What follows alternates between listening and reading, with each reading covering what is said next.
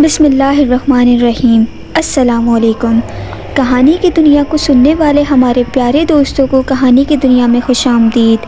تمام video updates کے لیے اگر آپ نے ہمارے چینل کو ابھی تک سبسکرائب نہیں کیا تو ابھی سبسکرائب کر لیجئے، ساتھ میں بیل آئیکن کو بھی ضرور پریس کیجئے گا تاکہ ہماری لیٹسٹ اپلوڈ ہونے والی ویڈیوز کی نوٹیفیکیشن آپ کو بر وقت ملتے رہیں۔ تو آئیے آج کی ویڈیو میں ایک خوفناک سنسنی خیز کہانی سنتے ہیں۔ میں اپنی کہانی سنانے سے پہلے اپنا تعارف کرا دوں۔ میں ایک جن ذات ہوں۔ آپ نے میرے بارے میں بہت سی کہانیاں پڑھی ہوں گی، لیکن آج میں آپ کو اپنی کہانی خود سناتا ہوں۔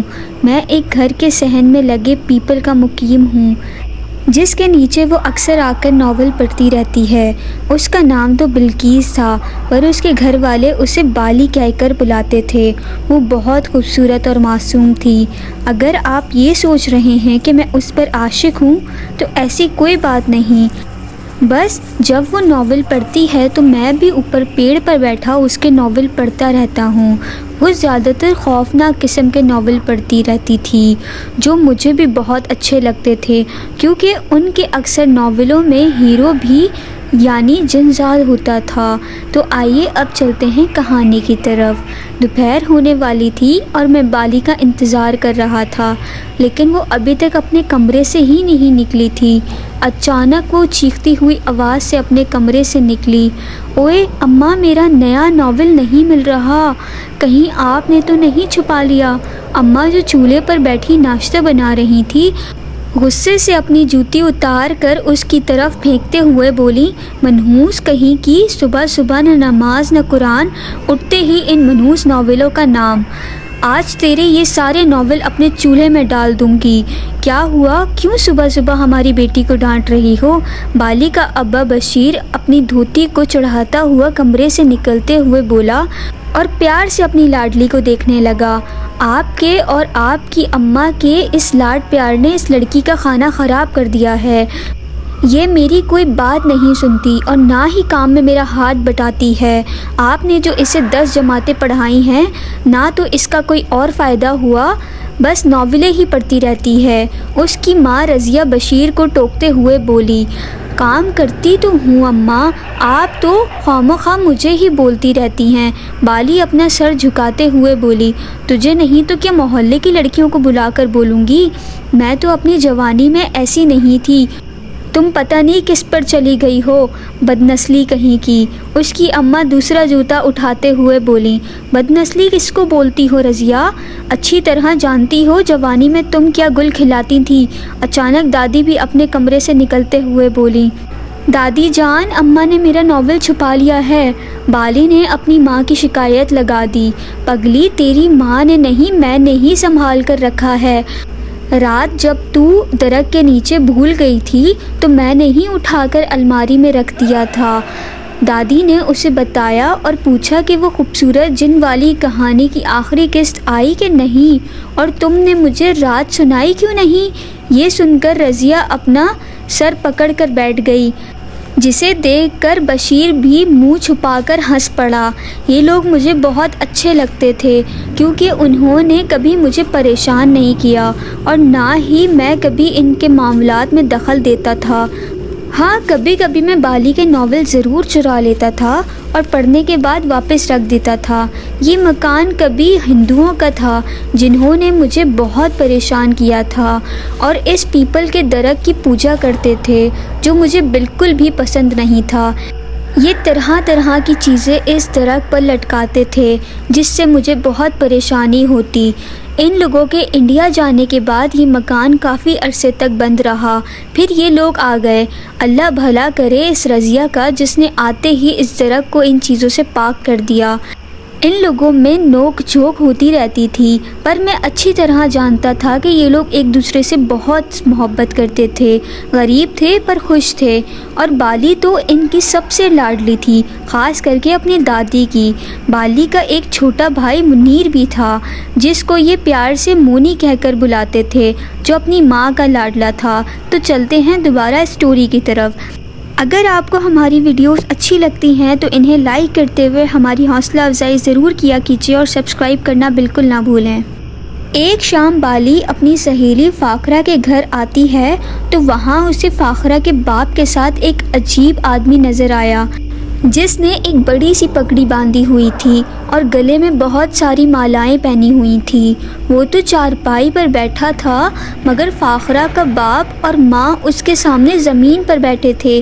بالی جیسے ہی فاخرہ کے گھر میں داخل ہوئی تو وہ آدمی بھی بالی کو کھا جانے والی نظروں سے دیکھ رہا تھا اور بالی اس کی نظروں سے گھبرا کر گزر گئی۔ فاخرہ کے کمرے میں داخل ہوئی اور اس سے پوچھا کہ یہ آدمی کون ہے؟ یہ ہمارا رشتہ دار ہے، بہت ہی پہنچا ہوا آدمی ہے، فاخرہ نے اسے بتایا۔ پہنچا ہوا؟ کیا مطلب؟ اتنا چھوٹا سا تو قد لگتا ہے، دروازے کی کنڈی تک بھی بڑی مشکل سے پہنچے گا، بالی نے حیران ہوتے ہوئے کہا۔ ارے پگلی، میرا مطلب ہے وہ بہت بڑا عالم اور کامل آدمی ہے، فاخرہ نے اسے سمجھاتے ہوئے کہا۔ عالم اور کامل؟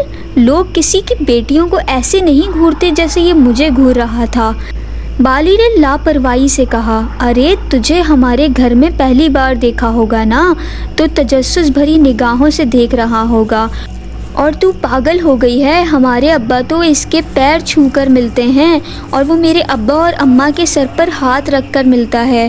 بالی اسے حیرت سے دیکھنے لگی۔ ایسے کیا دیکھ رہی ہو؟ جھوٹ تھوڑی بول رہی ہوں، پیر صاحب کی بہت سی کراماتیں ہیں جو ابا اور اماں سناتے رہتے ہیں اور کہتے ہیں کہ انہوں نے بڑی بڑی ہستیوں کا دیدار کیا ہے اور کسی بڑے ولی کا فیض ملا ہوا ہے انہیں۔ جس طرح تو اور میں بات کر رہے ہیں نا، اسی طرح وہ ولیوں سے بات کرتے ہیں اور بڑے بڑے فقیر ان کے قبضے میں ہیں۔ فقیر مطلب؟ بالی نے سوالیہ نظروں سے پوچھا۔ فقیر؟ ہم جن کو بولتے ہیں، فاخرہ نے کہا۔ یہ سن کر بالی کی ہنسی نکل گئی۔ تم ہنس رہی ہو؟ اچھا سن، ان کی ایک کرامات سناتی ہوں جو 2 سال پہلے کی بات ہے۔ ہمارے گھر سے چوری ہو گئی تھی جس میں اماں کے زیورات اور کچھ پیسے تھے۔ پیر صاحب نے انہیں اپنی کرامات سے چور حاضر کیے اور ہماری چیزیں بھی واپس مل گئیں۔ اچھا بابا، مان گئی تیرے پیر صاحب کو۔ میں گھر جا رہی ہوں، رات کا کھانا بھی بنانا ہے، نہیں تو اماں کی جوتی اتارتے میں دیر نہیں لگتی۔ بالی جب گھر آئی تو بار بار اسے پیر صاحب کی چپتی ہوئی نگاہیں یاد آ رہی تھی کہ کتنی عجیب نظروں سے وہ دیکھ رہا تھا۔ پھر اسے فاخرہ کی بات یاد آئی کہ وہ اتنی ساری باتیں جھوٹ نہیں بول سکتی، ہو سکتا ہے کہ اس کا وہم ہوگا۔ رات کو اس نے ساری باتیں اپنی دادی کو بتائیں تو دادی نے بھی کہا کہ ہاں بیٹا، یہ دنیا تو اس کامل بزرگوں کی وجہ سے ہی چل رہی ہے، ورنہ ہمارے اعمال تو اتنے میلے ہو چکے ہیں کہ یہ دنیا کب کی ختم ہو چکی ہوتی۔ ایک دن گھر میں چور گھسے، ان کی آواز سے بالی کے باپ کی آنکھ کھل گئی تو اس نے اپنی لاٹھی اٹھائی اور چور چور کی آواز لگانا شروع کر دی، جس پر چور فائرنگ کرتے ہوئے گھر سے بھاگ نکلے۔ فائرنگ کی آواز سے سب گھر والے اٹھ بیٹھے اور چیخنے لگے۔ بالی بدحواسی میں اپنے باپ سے لپٹ گئی اور آواز پر سارا گاؤں ان کے دروازے پر جمع ہو گیا۔ لوگ طرح طرح کے سوال کرنے لگے کہ کون تھے، کتنے تھے۔ بشیر نے کہا میں نہیں جانتا کون تھے، کیونکہ وہ نقاب میں تھے اور 3 آدمی تھے۔ اتنے میں ایک عورت نے کہا کہ چور تو بھاگ گئے، اللہ نے آپ کے سروں کی خیر کر دی، باقی کوئی نقصان تو نہیں ہوا نا؟ یہ سننا تھا کہ رضیہ دوڑتی ہوئی اپنے کمرے میں گئی اور تھوڑی دیر بعد اس کی چیخوں کی آواز آنے لگی۔ ہائے اللہ، بالی کے ابا، ہم لٹ گئے، برباد ہو گئے۔ بالی اور اس کا باپ کمرے کی طرف دوڑے۔ کیا ہوا کیا ہوا؟ وہ ہماری بالی کے جہیز کے سارے زیورات اور پیسے لے گئے ہیں، رضیہ اپنے کھلے ہوئے صندوق کی طرف اشارہ کر کے روتے ہوئے بولی، اور سب پریشان ہو گئے۔ بشیر نے اسے تسلی دیتے ہوئے کہا کہ اللہ پر بھروسہ رکھو، یہ ہمارے زندگی بھر کی حلال کمائی کی جمع پونجی تھی، ایک دن ہمیں ضرور مل جائے گی۔ ان لوگوں کو غمگین دیکھ کر پہلی بار مجھے ایک دکھ ہو رہا تھا، میں چاہتے ہوئے بھی ان لوگوں کے لیے کچھ نہیں کر سکتا تھا، کیونکہ ہماری دنیا کے بھی کچھ اصول ہوتے ہیں۔ اگر میں ان لوگوں کے لیے کچھ کرتا یا خود کو کسی انسان کے سامنے ظاہر کرتا تو ہماری برادری مجھے سرکش قرار دے کر نکال دیتی، اور میں ایک سرکش جن زاد نہیں بننا چاہتا تھا۔ بشیر نے پولیس میں بھی رپورٹ لکھوائی پر کچھ نہیں ہوا۔ بالی بھی اپنی اماں کو اداس دیکھ کر بہت ہی دکھی ہوتی تھی۔ 1 مہینہ ایسے ہی گزر گیا پر کچھ پتہ نہ چلا۔ ایک دن فاخرہ کی اماں رضیہ کے گھر آئی تھی اور رضیہ سے کہتی ہے کہ آج تک نہیں سنا کہ کبھی پولیس نے کوئی چوری واپس کروائی ہو۔ میری مانو تو کل جمعرات ہے، ہمارے گھر پیر صاحب آئیں گے جو بہت ہی پہنچے ہوئے ہیں اور ایسے کاموں کا ماہر ہیں کہ اپنی جنات کے ذریعے چوروں کو پکڑ لیں گے۔ اگر آپ اجازت دیں تو کل انہیں آپ کے پاس لے آؤں؟ رضیہ نے کہا کہ میں بشیر سے پوچھ کر آپ کو بتاؤں گی۔ رات کو جب رضیہ نے بشیر سے پوچھا تو وہ مان گیا، کیونکہ پیر صاحب کے کرامات کے بارے میں اس نے بھی کافی سن رکھا تھا۔ اس طرح جمعرات کو انہوں نے پیر صاحب کی دعوت رکھ لی۔ آخرکار جمعرات کو پیر صاحب ان کے گھر آ گیا۔ اس کے لیے صحن میں چارپائی رکھی گئی تھی جس پر وہ بیٹھا تھا۔ بشیر اپنی ماں، بیوی اور بیٹے کے ساتھ زمین پر اس کے سامنے بیٹھا ہوا تھا، جبکہ بالی اپنے کمرے کے دروازے کی اوٹ سے یہ منظر دیکھ رہی تھی۔ پیر صاحب تسبیح پڑھتا ہوا گھر کے چاروں طرف دیکھ رہا تھا۔ پھر اس نے پانی مانگا تو بشیر نے بالی کو آواز دی۔ بالی اپنا دوپٹہ درست کرتی ہوئی گلاس لے آئی تو پیر صاحب پھر اسے گھورتی ہوئی نظروں سے دیکھتے ہوئے گلاس لیا اور بالی گھبراتی ہوئی واپس اپنے کمرے میں چلی گئی۔ پیر صاحب آنکھیں بند کر کے کچھ پڑھنے لگا اور پھر بشیر کی طرف دیکھتے ہوئے بولا، چوری تو آپ کو ہر حال میں مل جائے گی، لیکن اس کے علاوہ آپ لوگوں کے لیے ایک اور خوشخبری ہے۔ کیسی خوشخبری مرشد سائیں؟ بشیر نے حیرانی اور خوش ہوتے ہوئے پوچھا۔ اس گھر کے آس پاس ایک دیگچی دفن ہے جس میں بہت سارا سونا ہے۔ پیر صاحب نے جب یہ کہا تو وہ بشیر اور رضیہ ایک دوسرے کی طرف خوشی اور حیرت سے دیکھنے لگے اور ساتھ دادی کا چہرہ بھی کھل اٹھا۔ پھر حیرانی کی کیفیت میں بشیر کہنے لگا کہ سائیں، ہم نے تو ایسی کوئی دیگچی یہاں نہیں دیکھی۔ میں وہ کچھ جانتا ہوں جو تم نہیں جانتے۔ یہ گھر ایک امیر ہندو سنار کا تھا۔ وہ لوگ چوری کے ڈر سے اپنا سونا زمین میں دفن کرتے تھے، اور جب پاکستان آزاد ہوا اور فسادات شروع ہوئے تو یہ لوگ اپنی جان بچا کر بھاگ گئے اور وہ دیگچی یہیں چھوڑ کر چلے گئے۔ لیکن اب مسئلہ یہ ہے، پیر صاحب نے بشیر کی طرف دیکھتے ہوئے کہا۔ کیا مسئلہ ہے مرشد سائیں؟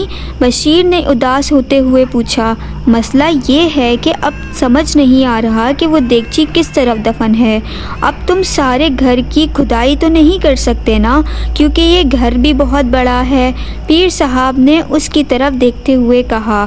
ٹھیک کہتے ہو آپ مرشد سائیں، اب اس مسئلے کا حل بھی آپ ہی بتائیں گے۔ میں بہت غریب آدمی ہوں سائیں، زندگی بھر آپ کو دعائیں دوں گا، اور بے شک دیگچی کا آدھا سونا آپ رکھ لینا۔ بشیر نے ہاتھ جوڑتے ہوئے کہا، نہ بابا نہ، یہ صدقہ تو ہم لوگوں پر حرام ہے، یہ دیگچی آپ لوگوں کو ہی مبارک ہو۔ پھر جو آپ کا حکم ہو سائیں، بشیر نے ہاتھ جوڑتے ہوئے کہا۔ مجھے بس 3 راتیں آپ کے گھر میں چلہ کاٹنا پڑے گا، اور ہاں، اس بات کی کسی کو کانوں کان خبر نہیں پڑنی چاہیے، کیونکہ اگر کسی کو یہ بات بتا دی تو یہ سونا حکومت یا پولیس بھی لے سکتی ہے، پھر تو آپ لوگوں کے ہاتھ کچھ نہیں لگے گا۔ پیر صاحب انہیں سمجھاتے ہوئے بولا۔ بشیر اور رضیہ نے اپنے کانوں کو ہاتھ لگاتے ہوئے کہا، نہیں سائیں، یہ بات اس گھر سے باہر نہیں جائے گی۔ تو پھر ٹھیک ہے، مجھے اس کے لیے ایک پاک دامن لڑکی بھی چاہیے جو میرے چلے کے دوران ایک سفید چادر میں بیٹھ کر قرآن پڑھے گی۔ پھر پیر صاحب کی باتیں سن کر وہ دونوں چپ ہو گئے، ایک دوسرے کو دیکھنے لگے۔ لیکن یہ پاک دامن لڑکی ہم کہاں سے لائیں گے؟ بشیر نے سوچتے ہوئے کہا۔ ارے وہ اپنی بالی ہے نا، رضیہ نے خوش ہوتے ہوئے کہا۔ کہیں آپ اس لڑکی کی بات تو نہیں کر رہے جو ابھی میرے لیے پانی لائی تھی؟ پیر صاحب نے سوالیہ نظروں سے دیکھتے ہوئے پوچھا تو دونوں نے ہاں میں گردن ہلا دی۔ ماشاءاللہ، یہ آپ کی بیٹی ہے تو بہت برکت والی ہے، آپ لوگ اس کی وجہ سے کہاں کہاں تک پہنچیں گے۔ یہ سن کر رضیہ اور بشیر جذباتی ہو کر دادی کی طرف دیکھنے لگے اور دادی نے بھی پیار سے دونوں کے سر پر ہاتھ پھیرنے لگی۔ اچھا تو میں چلتا ہوں، اب آپ بولیں گے تو میں آ جاؤں گا، پیر صاحب نے اٹھتے ہوئے کہا تو بشیر نے کہا، سائیں، نیک کام جتنا جلدی ہو تو بہتر ہے۔ اچھا تو پھر ٹھیک ہے، میں کل رات میں ہی آ جاؤں گا، تم لوگ میرے لیے ایک کمرہ تیار کر دینا۔ پیر صاحب کے جاتے ہی یہ لوگ خوشی سے جھومنے لگے اور میں حیرت سے چاروں طرف دیکھ رہا تھا، کیونکہ وہ دیگچی تو مجھے بھی کہیں نظر نہیں آ رہی تھی جو پیر صاحب کو نظر آ گئی تھی۔ یہ پیر صاحب تو سچ میں پہنچے ہوئے لگ رہے تھے۔ بالی کو اس بات کا پتہ چلو تو اس کا رنگ ہی اڑ گیا اور اس نے انکار کر دیا اور کہا کہ مجھے پیر صاحب سے ڈر لگتا ہے، میں ان کے ساتھ چلے پر نہیں بیٹھوں گی۔ ارے بیٹا، وہ اللہ کے بزرگ ہیں اور ان سے کیسا ڈر؟ میں تو اسی وقت ان کی مرید بن گئی تھی جب انہوں نے کہا کہ ہم لوگ صدقہ نہیں لیتے۔ یہ دیگچی تم لوگوں کو ہی مبارک ہو، اللہ انہیں لمبی عمر دے۔ دادی بالی کو سمجھاتے ہوئے بولی، کچھ بھی ہو جائے میں پیر صاحب کے ساتھ نہیں بیٹھوں گی۔ بالی نے اپنا فیصلہ سناتے ہوئے کہا، کیسے نہیں بیٹھے گی؟ تیرا باپ بھی بیٹھے گا۔ رضیہ جوتی اتارتے ہوئے بولی، ہاں تو پھر ابا کو ہی بٹھا دو، پر میں نہیں بیٹھوں گی۔ ہاں تیرا باپ اگر پاک دامن ہوتا تو ضرور بٹھاتی۔ رضیہ بشیر کی طرف طنزیہ دیکھتے ہوئے بولی، جس پر مونی اور دادی ہنسنے لگے۔ ارے آپی، تو ڈرتی کیوں ہے؟ پیر صاحب جب چلہ کاٹ رہے ہوں تو تم سفید چادر میں چھپ کر اپنا ناول پڑھنا۔ پیر صاحب کو کون سا پتہ چلے گا کہ تو ناول پڑھ رہی ہے یا قرآن؟ مونی اسے مشورے دیتے ہوئے بولا۔ رضیہ یہ سن کر غصے سے جوتی اتارنے لگی اور اسے جوتی نظر نہ آئی کیونکہ وہ جوتیاں تو وہ پھینک چکی تھی۔ یہ دیکھ کر دادی بشیر کی طرف دیکھتے ہوئے بولی، شکر کر بیٹا، تیری بیوی کو اللہ نے صرف 2 ٹانگیں دی ہیں، اگر 4 دی ہوتی تو اس کے پاس ہمارے مارنے کے لیے بھی 2 جوتیاں اور ہوتی۔ یہ سن کر سب ہنسنے لگے۔ آخر کار بڑی مشکل سے بالی بھی راضی ہو گئی۔ کافی دنوں کے بعد آج مجھے یہ لوگ خوش نظر آ رہے تھے، لیکن مجھے کسی خطرے کی بو آ رہی تھی، کیونکہ میں اچھی طرح جانتا تھا کہ یہاں آس پاس کوئی دیگچی کا نام و نشان نہیں تھا۔ پھر یہ پیر صاحب جھوٹ کیوں بول رہا تھا؟ آخر وہ گھڑی بھی آ گئی جس کا مجھے بھی انتظار تھا۔ پیر صاحب ان کے گھر آ گیا، رات کا کھانا بھی ان کے گھر کھایا۔ بالی کو سفید چادر میں اس کے سامنے لایا گیا تو پیر صاحب نے اس کے سر پر ہاتھ رکھا اور بشیر کو حکم دیا کہ بالی کو الگ کمرے میں بٹھائے اور قرآن پڑھنے کا کہے۔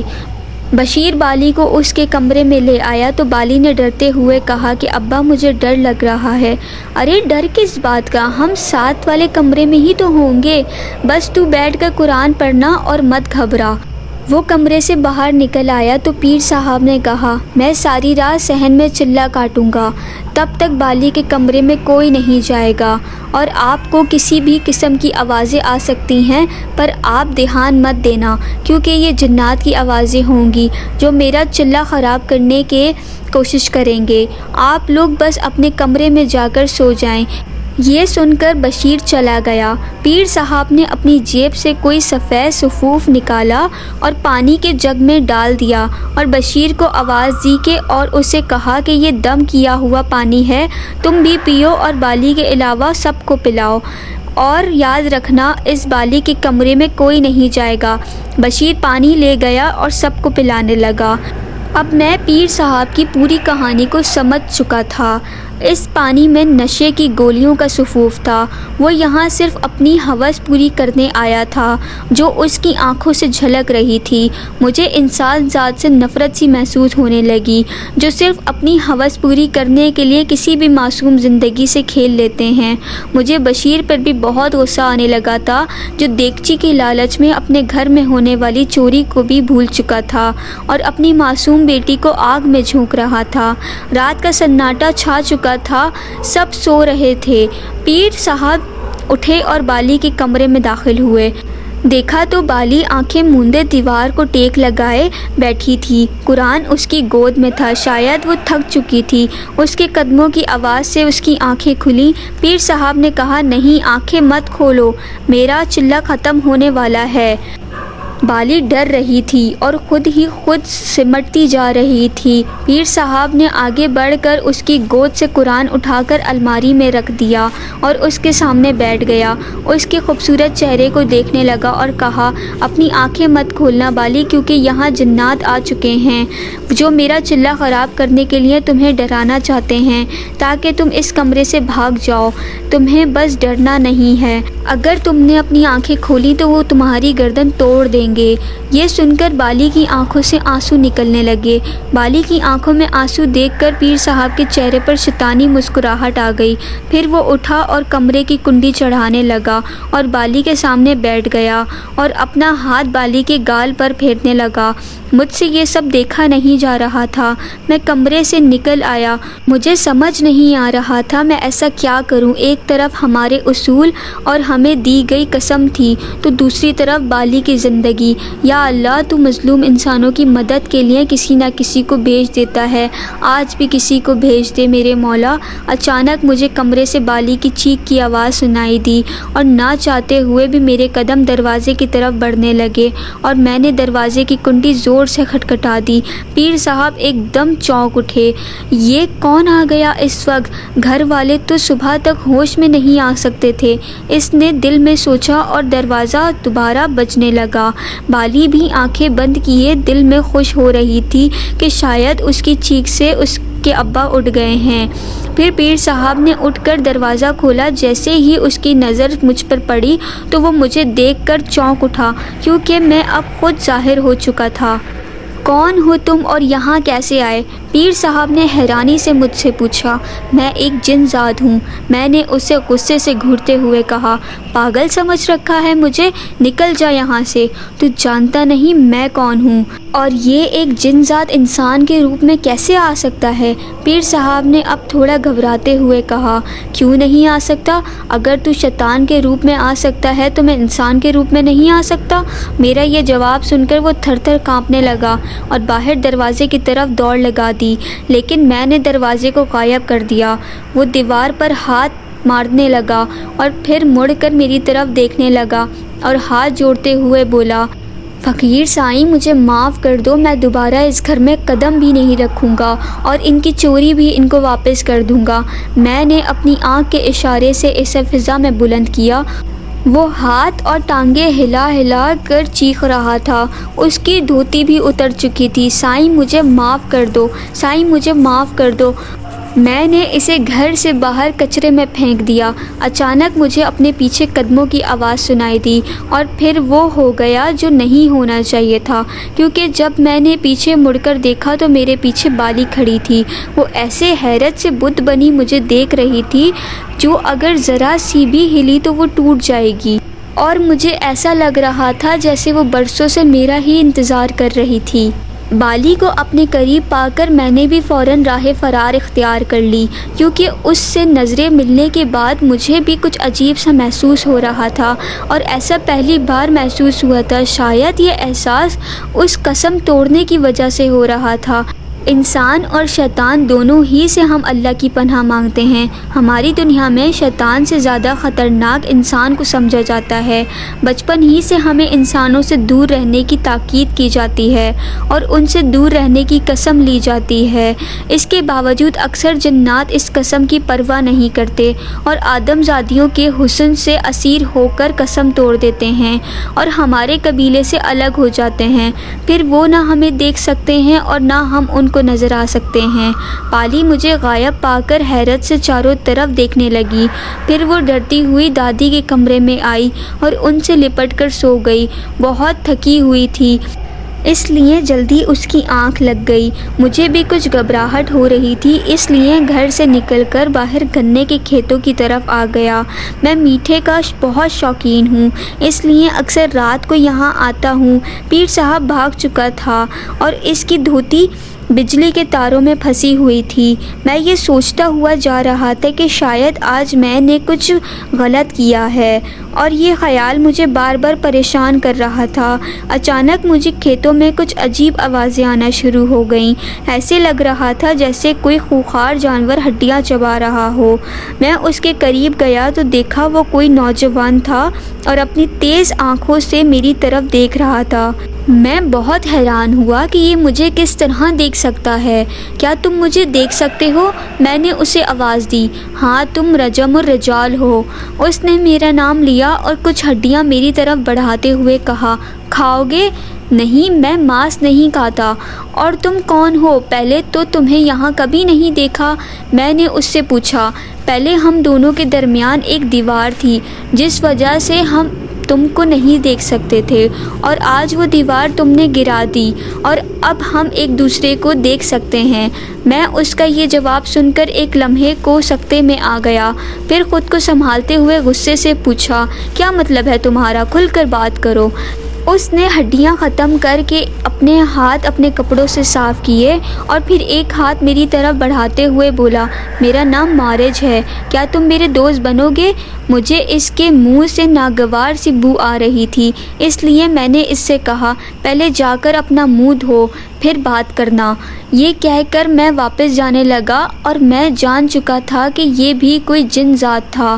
ارے رکو تو صحیح یار، اس نے میرے پیچھے آواز دی اور بھاگتا ہوا نہر کی طرف گیا، اور جب واپس آیا تو وہ ایک عمدہ اور خوبصورت لباس میں تھا اور خوشبو آ رہی تھی۔ وہ دوڑتا ہوا میرے سامنے کھڑا ہوا اور اسٹائل مارتے ہوئے بولا، اب کیسا لگ رہا ہوں میں؟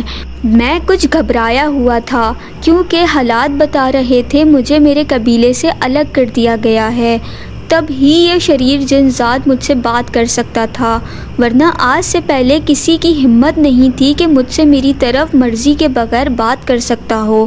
ایسا کیا ہوا تمہارے ساتھ کہ تم نے وہ قسم توڑ دی؟ مارج نے رستے میں مجھ سے پوچھا۔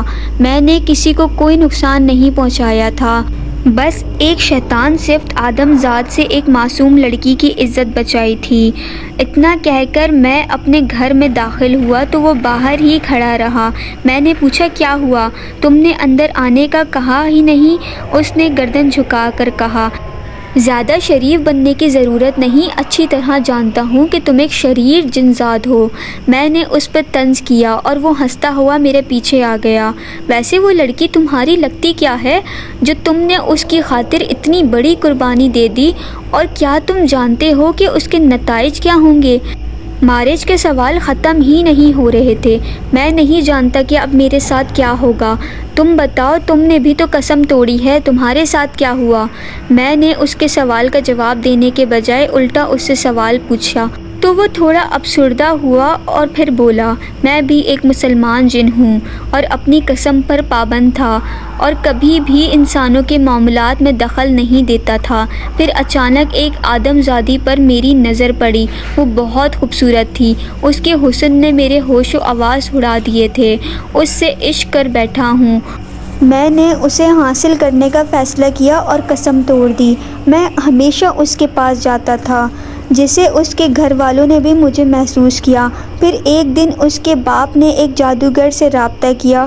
میں نہیں جانتا تھا کہ وہ قسم توڑنے کی وجہ سے اب مجھ پہ بھی عامل یا جادوگر مجھے اپنے بس میں کر سکتا ہے۔ اس جادوگر نے بھی مجھے اپنے بس میں کرنے کی کوشش کی اور مجھے جلانا چاہا۔ بڑی مشکل سے میں وہاں سے جان بچا کر بھاگ نکلا۔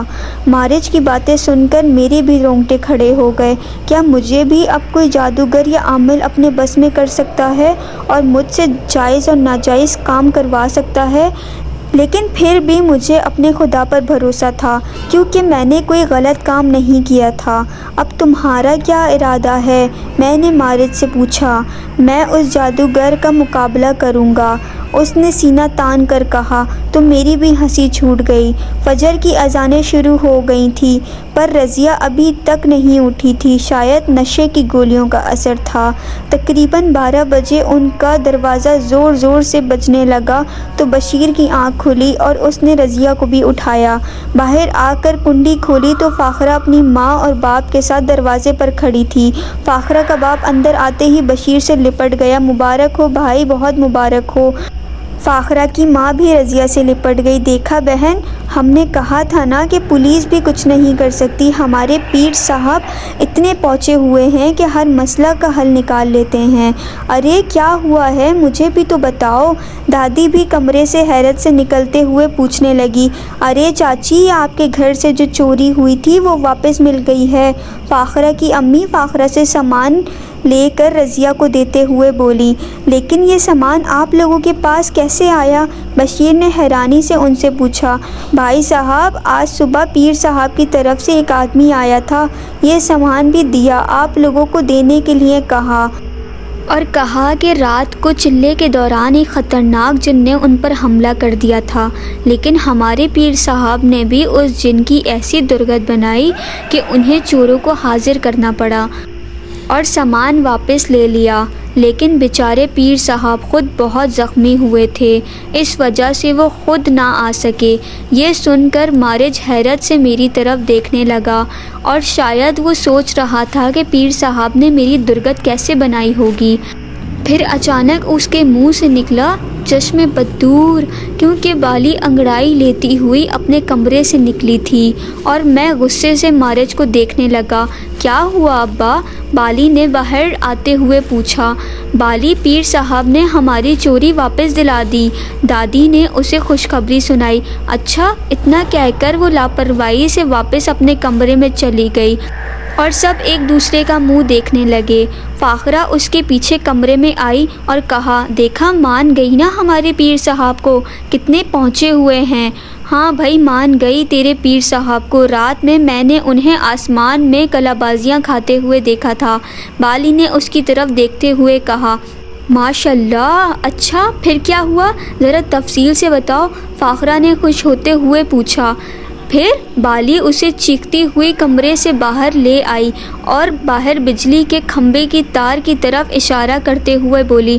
پھر ان کی دھوتی بجلی کے تاروں میں پھنس گئی اور وہ دھڑام سے نیچے گر گئے۔ وہ رہی دھوتی۔ کیا بکواس کر رہی ہو، ایمان سے کبھی کبھی تو میرا اندر سے دل جلتا ہے، فاخرہ غصے سے لال پیلی ہوتے ہوئے بولی۔ ارے میں جھوٹ تھوڑی بول رہی ہوں، اچھا چل چھوڑ، شام کو ضرور آنا، تم سے ضروری بات کرنی ہے، بالی نے اسے مناتے ہوئے بولا۔ رات کو کھانے کے دوران دادی رضیہ سے بولی، اچھا ہوا زیور مل گئے، اب جلدی سے بالی کی شادی کی تیاری کر دینی چاہیے۔ میں نہیں کروں گی شادی وادی، بالی نے کہا۔ کیوں نہیں کرے گی شادی؟ رضیہ نے غصے سے پوچھا۔ کیونکہ میں نے کوئی لڑکا ہی پسند نہیں کیا، بالی نے جواب دیا۔ سن رہی ہو نا اماں، آپ کے لاڈ پیار کا نتیجہ، آپ کی پوتی اب اپنے لیے خود لڑکا ڈھونڈے گی، رضیہ غصے سے دادی کی طرف دیکھتے ہوئے بولی۔ اب جلدی سے اس کے ہاتھ پیلے کر دینے چاہیے، اس سے پہلے یہ ہمارا منہ کالا نہ کروا دے۔ میرا منہ کالا کروانے کے لیے بھی تو آپ لوگوں نے کوئی کسر نہیں چھوڑی تھی اماں، آخرکار بالی نے اپنے دل کی بھڑاس نکالی۔ کیا بکواس کر رہی ہے بالی، رضیہ غصے سے بولی۔ تو اور نہیں تو کیا، ایک غیر مرد کے سامنے مجھے بٹھا کر گھوڑے بیچ کر سو گئے تم لوگ، یہ کہہ کر بالی منہ چھپا کر رو پڑی۔ پہلی بار بالی کو روتا دیکھ کر رضیہ گھبرا گئی اور اٹھ کر اسے سینے سے لگا لیا اور کہا، کیا ہوا میری بچی، تیری طبیعت تو ٹھیک ہے، ایسی باتیں کیوں کر رہی ہے؟ مجھے سخت غصہ ہے ابا پر بھی اور دادی پر بھی، آپ لوگوں نے میری ایک بھی نہیں سنی، آج کے بعد میں بھی آپ لوگوں کی نہیں سنوں گی۔ اچھا معاف کر دے، آج کے بعد جیسے تو بولے گی ویسا ہوگا، رضیہ اس کے بالوں کو سنوارتے ہوئے بولی۔ ایک دفعہ پیپل کے نیچے بالی ناول پڑھ رہی تھی تو فاخرہ اس کے پاس آئی اور کہنے لگی، مجھے تو یہ کہانیاں بالکل اچھی نہیں لگتی، ہر کہانی میں جن زادوں کو خوبصورت اور ہیرو بنا کر پیش کیا جاتا ہے، سب بکواس ہے۔ بالی اس کی طرف مسکرا کر دیکھتے ہوئے بولی، کنجوسی کرتے ہیں یہ لکھاری، کیونکہ جتنا ذکر جن زادوں کا ان کی کہانیوں میں ہوتا ہے، جن زاد ان سے بھی کہیں زیادہ خوبصورت ہوتے ہیں۔ بالی کی یہ بات سن کر مارج پھر میری طرف عجیب نظروں سے دیکھنے لگا اور میں کان کھجاتے ہوئے آسمان کی طرف دیکھنے لگا۔ میں اور مارج اکثر رات کو باہر نکل کر ٹہلنے جاتے تھے، کیونکہ مارج کو میٹھا پسند نہیں تھا، وہ گوشت اور ہڈیاں کھاتا تھا، اس لیے رات کو وہ پرندوں کا شکار کرتا تھا۔ میں نے اسے منع کیا تھا کہ وہ میرے سامنے گوشت نہ کھایا کرے، کیونکہ مجھے ان چیزوں کی بو ناگوار لگتی تھی۔ مارج نے مجھے بتایا کہ جب کوئی جن سرکش ہو جاتا ہے تو اسے خون اور گوشت سے رغبت سی ہونے لگتی ہے، پر مجھے اب بھی ان چیزوں سے نفرت تھی۔ میرے ساتھ کیا معاملہ تھا میں خود نہیں جانتا تھا۔ میں کھیتوں کے قریب نہر پر بیٹھا مارج کا انتظار کر رہا تھا۔ وہ اپنی مخصوص چال میں چلتا ہوا اور جنگلی کبوتر کا پر اپنے دانتوں میں پھیرتا ہوا میری طرف آ رہا تھا۔ میرے چہرے پر ناگواری دیکھتے ہوئے اس نے جان بوجھ کر میرے پاس بیٹھتے ہی ایک زوردار ڈکار لی جس کی بدبو سے مجھے چڑچڑی سی ہونے لگی۔ میں نے بھی اسے فضا میں بلند کر کے نہر میں پھینک دیا اور وہ کہکے لگاتا ہوا نہر سے باہر نکل آیا اور میرے پاس آ کر بیٹھ گیا اور کہنے لگا کہ ایک بات پوچھوں، اگر برا نہ مانو تو؟ بولو، میں نے کہا۔ میں اچھی طرح جانتا ہوں کہ تم بالی سے عشق کرتے ہو، مارج نے میری طرف دیکھتے ہوئے کہا۔ اگر میں عشق کرتا ہوں تو تجھے کیوں بتاؤں، اور ویسے بھی جس سے عشق کرتے ہیں اس کا تماشا نہیں کرنا چاہیے، میں نے اٹھتے ہوئے اس سے کہا اور گھر کی طرف چلنے لگا اور وہ چپ چاپ میرے پیچھے آنے لگا۔ چپ کیوں ہو؟ کیا سوچ رہے ہو؟ میں نے مارج کی طرف دیکھتے ہوئے پوچھا۔ سوچ رہا ہوں کیا ہمارے لیے عشق کرنا گناہ ہے؟ مارج نے مجھ سے پوچھا۔ نہیں، شریعت پیار کرنے سے نہیں روکتی، حد پار کرنے سے روکتی ہے، میں نے اسے جواب دیا۔ لیکن بالی کا کیا ہوگا؟ میں نے تو اس کی آنکھوں میں بھی تمہارے لیے محبت دیکھی ہے، ایک ایسی محبت جس کا وہ کسی سے اظہار نہیں کر سکتی، مارج نے مسکراتے ہوئے کہا۔ یہ تم مجھ پر چھوڑ دو، میں بالی اور اس کے گھر والوں کو کبھی تکلیف نہیں دے سکتا۔ میری بات سن کر مارج حیرت سے مجھے دیکھنے لگا۔ کل جمعرات ہے اور مجھے اپنے قبیلے والوں سے رابطہ کرنا ہے۔ یہاں سے بہت دور ایک پہاڑی علاقہ ہے جہاں پر ایک غار ہے، وہاں میرے خاندان والے بھی آتے ہیں، میں نے مارج کو بتایا۔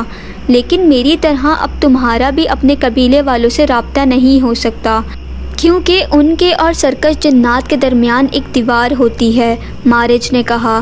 لیکن میں ایک بار ضرور کوشش کروں گا، میں نے اپنا فیصلہ سناتے ہوئے کہا تو مارج چپ ہو گیا۔ کیا میں بھی تمہارے ساتھ چلوں؟ شاید تمہیں میری ضرورت پڑے۔ مارج میرے جانے سے گھبرا رہا تھا۔ نہیں، تم یہیں ٹھہرو، تمہاری وجہ سے میرا کام اور خراب نہ ہو جائے، میں نے اسے سمجھاتے ہوئے کہا۔ دوسرے دن میں اپنے سفر پر روانہ ہو گیا۔ میرا یہ سفر 3 دنوں پر مشتمل تھا۔ میں جانے سے پہلے بالی کو دیکھنا چاہتا تھا، پر میں نے مارج کی وجہ سے اسے نہیں دیکھا، کیونکہ پھر اس کے الٹے سیدھے سوال شروع ہو جاتے۔ مجھے اس سفر میں اکثر راستے میں اپنا کوئی نہ کوئی ساتھی مل جاتا تھا، پر آج مجھے کوئی اپنا نظر نہیں آ رہا تھا، بس کہیں کہیں کچھ شریر جن ذات نظر آ جاتے تھے۔ آخر کار دوسرے دن میں پہاڑی علاقے میں پہنچ گیا تھا، پر وہاں مجھے کوئی غار نظر نہیں آ رہا تھا، یا شاید اب وہ میری نظروں سے اوجھل تھا۔ میری دنیا بدل چکی تھی، میرے اپنے مجھ سے الگ ہو چکے تھے، جس کا مجھے بہت دکھ ہو رہا تھا۔ یہ احساس ہی مجھے بہت تکلیف دے رہا تھا کہ میرا شمار بھی سرکش جنوں میں ہو رہا ہے۔ لیکن میں اپنے رب سے مایوس نہیں تھا۔ میں نے وہ رات انہی پہاڑوں میں سوچتے ہوئے گزاری۔ صبح میں واپسی کے لیے روانہ ہوا۔ گھر پہنچا تو مجھے یہاں بھی شدید دھچکا لگا، کیونکہ میرا پیپل کاٹا جا چکا تھا۔ میں نے مارج کو آواز دی، پر وہ بھی غائب تھا۔ بالی چیخ چیخ کر رو رہی تھی۔ ابا، آپ نے اچھا نہیں کیا پیپل کٹوا کر، میں آپ کو کبھی معاف نہیں کروں گی۔ جب میں نے حقیقت جاننے کی کوشش کی تو مجھے یہ پتہ چلا کہ وہ پیر صاحب اپنے ایک استاد جو بنگالی جادوگر تھا، شریر جنات جس کے قبضے میں ہوتے ہیں، اسے یہاں لایا تھا اور بشیر سے کہا تھا کہ تیرے گھر پر ایک خطرناک جن رہتا ہے، اسے قابو کرنا ہے۔ اس نے اسی رات کو مجھ پر حملہ کیا تھا۔ بشیر اسے اجازت دے دیتا ہے۔ بنگالی جادوگر کو پیپل پر مارج نظر آ جاتا ہے۔ میرے پیپل کی وجہ سے وہ اسے قابو نہیں کر سکتا تھا۔ انہوں نے اسے کاٹنے کا فیصلہ کیا تو بالی نے اپنے باپ کو روکنا چاہا، انہیں منع کیا، رو رو کر سارا گھر سر پہ اٹھا لیا۔ گھر والے پریشان ہو گئے کہ اچانک بالی کو کیا ہو گیا ہے، وہ ایک معمولی پیپل سے اتنی محبت کیوں کرتی ہے۔ بنگالی جادوگر نے انہیں کہا کہ اس جن نے بالی کو اپنے قبضے میں کیا ہے، اب تو یہ درخت ہر حال میں کاٹنا چاہیے، نہیں تو یہ بالی کو بہت نقصان پہنچائے گا۔ بالی کو کمرے میں بند کر دیا گیا۔ دادی اور اماں اسے کمرے میں سمجھاتی رہیں اور باہر پیپل کو کاٹ دیا گیا۔ مارج اس بنگالی جادوگر کے آگے کمزور اور بے بس تھا، وہ اسے قابو کر کے لے گئے، اب وہ اس کی قید میں تھا۔ اب میں نے کچھ فیصلے کیے کیونکہ اب میرے پاس کوئی راستہ نہیں تھا اور نہ ہی خود مجھے پتہ تھا کہ میں کیا کر سکتا ہوں۔ میں بالی کے کمرے میں گیا۔ وہ اپنے بستر پر لیٹی رو رہی تھی۔ میں اب خود کو ظاہر کرنے کی غلطی بھی دوبارہ نہیں کرنا چاہتا تھا۔ میں اس کے سونے کا انتظار کرنے لگا۔ 2 گھنٹے بعد وہ روتے روتے سو گئی تو میں اس کے قریب گیا اور اس کے سپنے میں چلا گیا۔ میں نے دیکھا تو وہ پیپل کے نیچے بیٹھی تھی۔ میں حیران رہ گیا کہ وہ اپنے سپنوں میں بھی میرا انتظار کرتی رہتی تھی۔ میں اس کے قریب گیا تو وہ مجھے دیکھ کر چونک اٹھی اور کھڑی ہو گئی اور حیرت سے مجھے دیکھنے لگی۔ تو میں نے پوچھا کہ تم مجھے جانتی ہو؟ ہاں، تم پیپل کے مقیم ہو، بالی میرے سینے سے لگ کر بولی۔ لیکن تم مجھے کیسے پہچانتی ہو؟ میں نے اس کے بالوں میں انگلیاں پھیرتے ہوئے اس سے پوچھا۔ میں نے ہمیشہ تمہیں اس پیپل کے نیچے محسوس کیا ہے۔ میں نے تمہاری خوشبو کو محسوس کیا ہے اور اس رات جب تم مجھے بچانے آئے تھے تو میں نے تمہیں دیکھا تھا اور اب مجھے یقین ہے کہ تم بھی مجھ سے محبت کرتے ہو۔ بالی نے میری طرف دیکھتے ہوئے کہا، ہاں میں تم سے محبت کرتا ہوں، لیکن اب میں یہ گھر چھوڑ کر جا رہا ہوں کیونکہ میں تو ایک جن ذات ہوں۔ میں نے اسے خود سے الگ کرتے ہوئے کہا، اگر تم مجھ سے محبت کرتے ہو تو مجھے چھوڑ کر کیوں جا رہے ہو؟ اب میں تمہارے بغیر نہیں جی سکتی۔ بالی مجھ سے روتے ہوئے التجا کرنے لگی، تمہیں میرے بغیر جینا ہوگا اور ضروری تو نہیں زندگی میں وہی کچھ ملے جو ہم چاہتے ہیں۔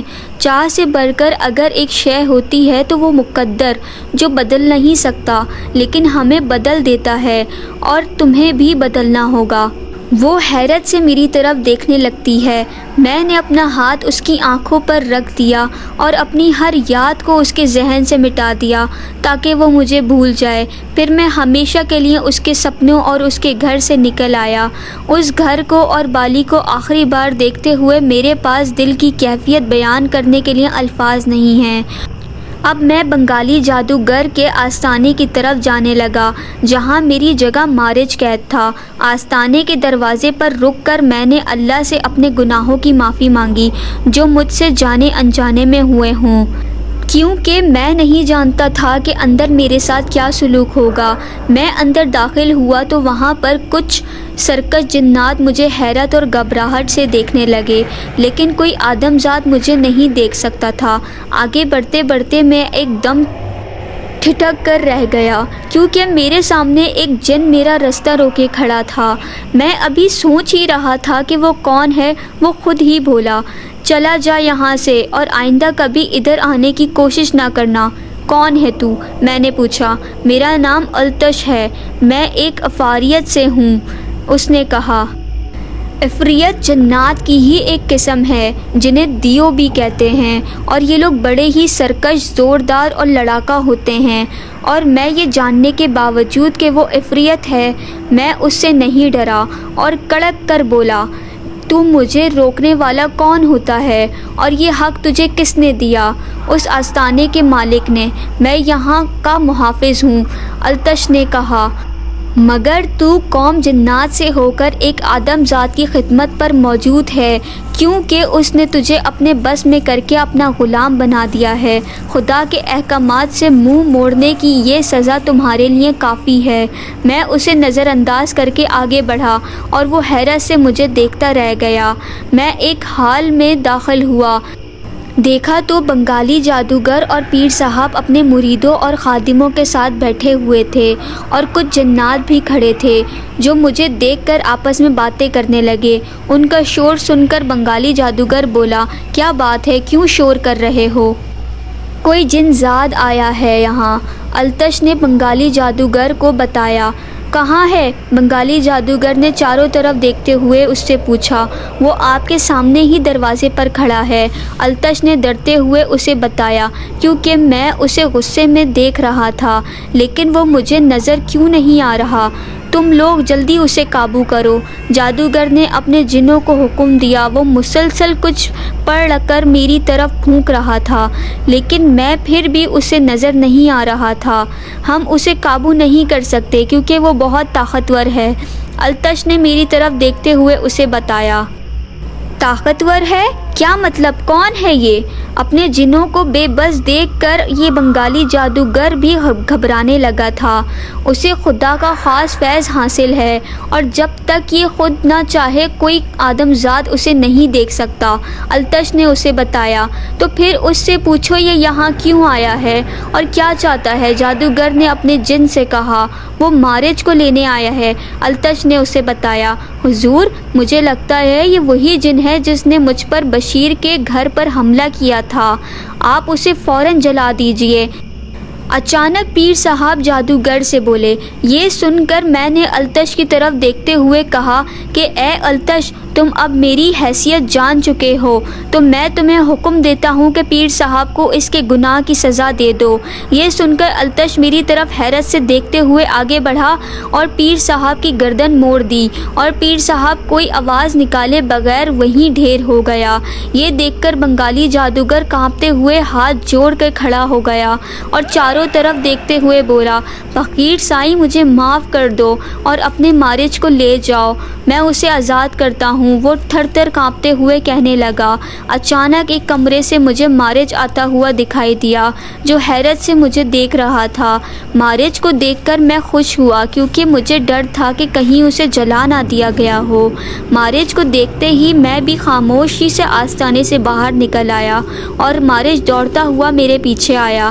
باہر آ کر مارج میرے قدموں میں آ کر گر گیا۔ اس کی آنکھوں میں آنسو تھے اور کہا، آخر کون ہو تم یار؟ قسم توڑنے کے باوجود کیوں تمہارے آگے بڑے بڑے جادوگر بھی بے بس ہو جاتے ہیں؟ مجھے تم اللہ کے کوئی ولی معلوم ہوتے ہو۔ پہلی بار اس کی آنکھوں میں آنسو دیکھ کر میری ہنسی نکل گئی اور میں نے اسے چھیڑتے ہوئے کہا، بند کر یہ ڈرامہ، اور تو صرف ہنستے ہوئے ہی اچھا لگتا ہے۔ اب چل یہاں سے، کہیں یہ جادوگر تجھے دوبارہ اٹھا کر نہ لے جائیں۔ وہ اٹھا اور میرے ساتھ چلنے لگا۔ اب ہم کہاں جائیں گے؟ مارج نے مجھ سے پوچھا۔ سندھ میں اللہ کے ایک بہت بڑے ولی کا مزار ہے، وہاں اللہ کے نیک بزرگوں کے ساتھ ساتھ میرے قبیلے کے جنات بھی آتے ہیں۔ وہاں بھی اگر میں اپنے قبیلے سے نہ مل سکا تو خود کو کسی اللہ والے بزرگ کے حوالے کر دوں گا۔ اگر تم چاہو میرے ساتھ چل سکتے ہو۔ اور مارج میرے ساتھ چلنے پر راضی ہو گیا اور ہم روڑی شہر میں اروڑ کے پہاڑ پر پہنچے جہاں مزار تھا۔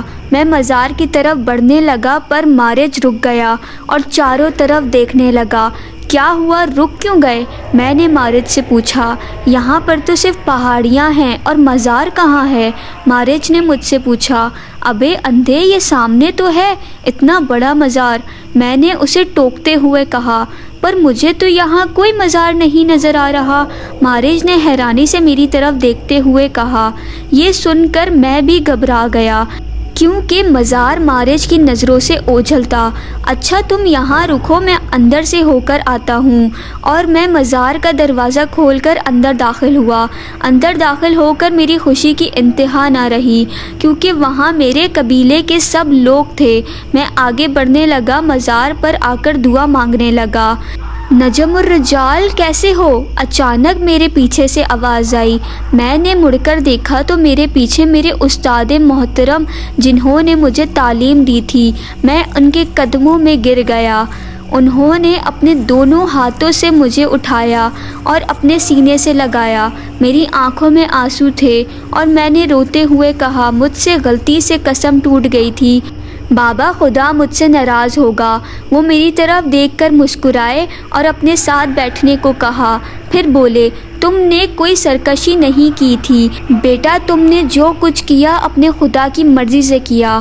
میں سمجھا نہیں بابا، میں نے حیرانی سے ان کے چہرے کی طرف دیکھتے ہوئے پوچھا تو وہ بولے، تمہیں یاد ہے کمرے کی کنڈی کھڑکانے سے پہلے تم نے ایک دعا مانگی تھی کہ اے اللہ، تو اپنے مظلوم بندوں کی مدد کے لیے کسی نہ کسی کو بھیج دیتا ہے، آج بھی کسی کو بھیج۔ بس خدا نے تیری وہ دعا اسی وقت قبول کر لی اور تجھے ہی اس لڑکی کی مدد کے لیے بھیج دیا تھا۔ اس کے بعد تم نے جو بھی قدم اٹھایا اس میں خدا کی مرضی اور رضا شامل تھی۔ میں حیرت سے انہیں دیکھنے لگا اور پھر پوچھا، یہ شریر جنات مجھے کیوں نظر آ رہے ہیں، اور وہ پہاڑوں پر غار بھی مجھے نظر نہیں آیا، یہ سب کیا تھا؟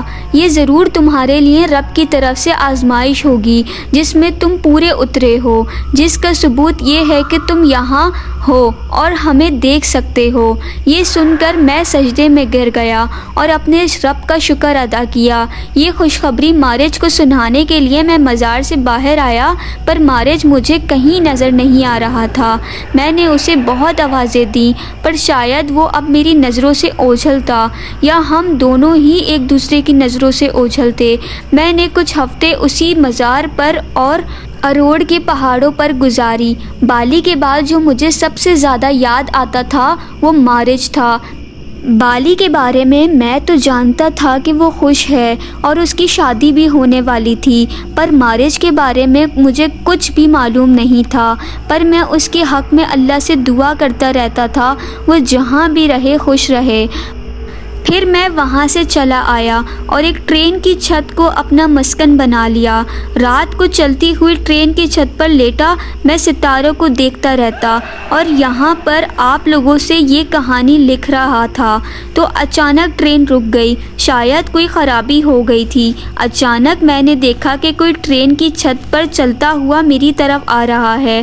جب وہ قریب آیا تو میں اچانک چونک اٹھا کیونکہ وہ مارج تھا۔ پہلے تو میں گھبرا گیا کہ کہیں میں دوبارہ سرکش تو نہیں بن گیا، لیکن ایسا نہیں تھا۔ وہ آتے ہی مجھ سے لپٹ گیا۔ تم یہاں کیسے پہنچ گئے؟ میں نے اس سے پوچھا تو وہ کہنے لگا میں نے اس لڑکی کو آزاد کر دیا اور اپنے رب سے اپنے گناہوں کی معافی مانگتا رہا اور اپنی قسم پر پابند رہنے لگا، اور آج تمہارے سامنے ہوں۔ تم بتاؤ کیسے ہو اور بالی کا کیا ہوا؟ آتے ہی اس کے منہ سے بالی کا نام سن کر میری ہنسی رک نہ سکی، اور میں نے کہا بالی اب بہت خوش ہے کیونکہ میں نے اسے اپنی ہر یاد اس کے ذہن سے مٹا دی ہے۔ کیا تم اسے دیکھنا چاہتے ہو؟ میں نے مارج سے پوچھا اور اپنا ہاتھ اس کی آنکھوں پر رکھ دیا۔ بالی سرخ جوڑے میں اپنے دولہے کے ساتھ اپنے نئے گھر میں داخل ہوئی۔ وہ اپنا نیا گھر دیکھ رہی تھی جو اس کے لیے خوبصورت پھولوں اور رنگ برنگی کمکموں سے سجایا گیا تھا۔ اس کا شوہر اس کا ہاتھ پکڑ کر پیار سے بولتا ہے، دیکھ لو اب بھی اگر اس گھر میں کوئی کمی ہے تو بتا دو۔ بالی چاروں طرف سے اپنے گھر کو دیکھتی ہے۔ ہاں ایک چیز کی کمی ہے، بالی نے سوچتے ہوئے کہا۔ کس چیز کی؟ اس کا شوہر حیرت سے اسے پوچھتا ہے۔ پیپل کے پیڑ کی۔ مجھے اپنے گھر میں پیپل کا پیڑ لگانا ہے کیونکہ مجھے پیپل بہت اچھا لگتا ہے۔ اس کا شوہر بالی کے اس معصوم خواہش پر اس سے محبت سے دیکھنے لگتا ہے۔ کل آپ میرے لیے پیپل کا پودا ضرور لے آئیے گا۔ پھر وہ اپنے شوہر کے ساتھ مل کر پودا لگا رہی ہوتی ہے۔ میں نے اپنی یادیں تو اس کے ذہن سے مٹا دی تھی، پر شاید یہ پیپل ابھی بھی رہ گیا تھا۔ تو آپ کو یہ کہانی کیسی لگی؟ کامنٹ سیکشن میں اپنی رائے ضرور دیں، اور آپ پر یا آپ کے کسی بھی عزیز پر کوئی بھی حقیقت پہ مبنی انٹرسٹنگ واقعہ گزرا ہو تو ڈسکرپشن میں دیے گئے ای میل پہ رابطہ کر کے اپنا واقعہ مجھ سے ضرور شیئر کریں، تاکہ میں آپ لوگوں کے لیے ایسی ہی انٹرسٹنگ ویڈیوز لا سکوں۔ کیا پتہ اگلی کہانی آپ کی ہو۔ تو پھر ملاقات ہوتی ہے ایک نئی کہانی میں، تب تک کے لیے اپنا اور اپنے عزیزوں کا بہت سارا خیال رکھیں۔ فی امان اللہ۔ اللہ حافظ۔